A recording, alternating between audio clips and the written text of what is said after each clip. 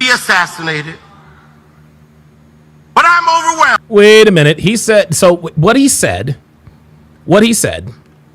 is that it was a tragedy that Charlie Kirk was assassinated. This is what people, now there are people who have openly celebrated the death of Charlie Kirk, and then there are people who have low-key celebrated the death of Charlie Kirk. And in order to stay out of trouble, so to speak, they always like to preface things by saying, well, it's a tragedy what happened, right? It's a tragedy what happened. And that shouldn't have happened. No. The only reason why they're saying that is because they don't think it's they're not saying that because they think it's a tragedy. They're saying that to cover their ass. Anytime you say, listen, it's a tragedy that Charlie Kirk was assassinated, but you already know some bullshit is coming. Sing the flags of the United States of America.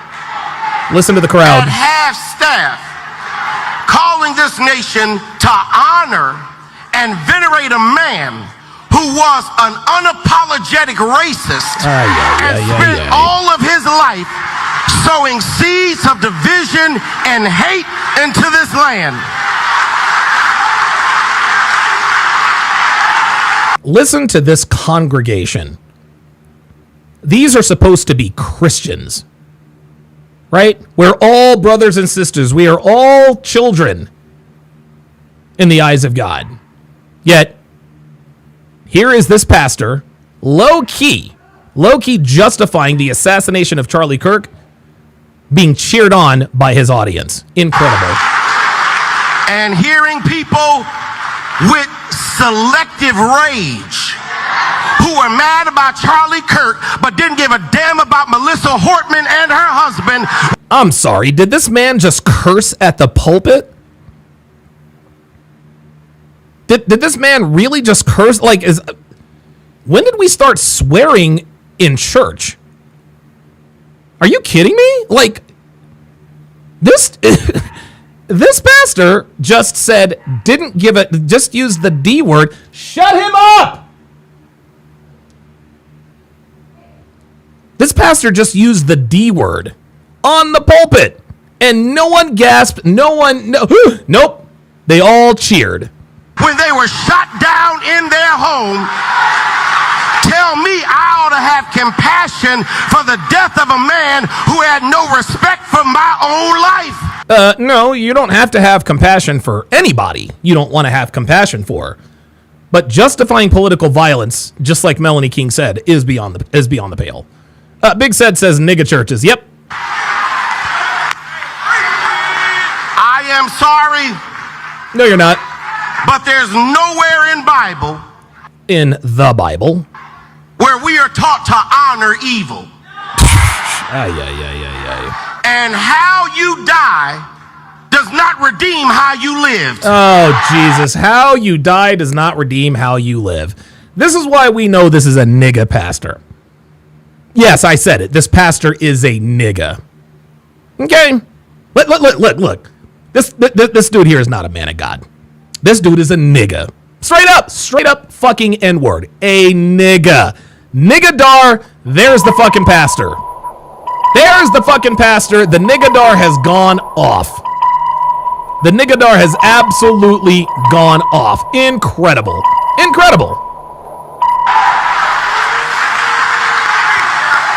You do not become a hero in your death when you are a weapon of the enemy in your life. And again, like, the way you die doesn't redeem the way you live. You don't become... See, again, and I've talked about this years and years ago. The best way to sort of sell snake oil is to be grammatically and grammatically clever. If something rhymes or if it has some sort of a polar opposite meaning, that gets people to think. The way you die doesn't justify the way you live. That makes zero sense. No sense. When you die, it doesn't make you a hero if you were a villain. That makes no sense. No sense.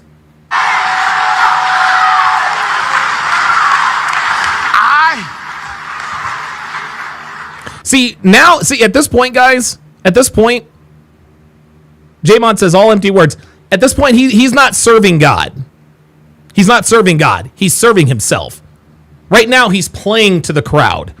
He's getting all of that. He's getting all of that external validation for what he is talking about. So now he's got a little bit of swagger. What he is talking about here has absolutely nothing to do with the so-called gospel. Now he's just playing to the crowd. Oh, okay, the crowd likes what I'm doing. So I'm gonna add a little bit more swagger. I can abhor the violence that took your life. No, you could abhor the violence that took your life, but you don't. You don't. You don't abhor that violence. This preacher, and guys, let's make no mistake about it. This guy said it was a tragedy that Charlie Kirk was assassinated. No, he's lying. He's glad that Charlie Kirk was assassinated. He's glad. He's glad. Well, I can abhor the violence. You can, but you don't. And the reason why I know you don't is because you didn't say, I abhor the violence. You said, I can abhor the violence. But I don't have to celebrate how you chose to live. You don't have to celebrate how he chose to live, but you don't have to celebrate the fact that he's dead either, my guy. I am overwhelmed. Charlie Kirk did not deserve to be assassinated. He says Charlie Kirk did not deserve to be assassinated. That was the first part of the video. Charlie Kirk did not deserve to be assassinated. That doesn't really say much, Pastor. He chose his words very carefully, right? Charlie Kirk did not deserve to be assassinated. That he could have said he didn't deserve to die. He didn't say he didn't deserve to die. He said he didn't deserve to be assassinated. See, he chose his words very, very carefully.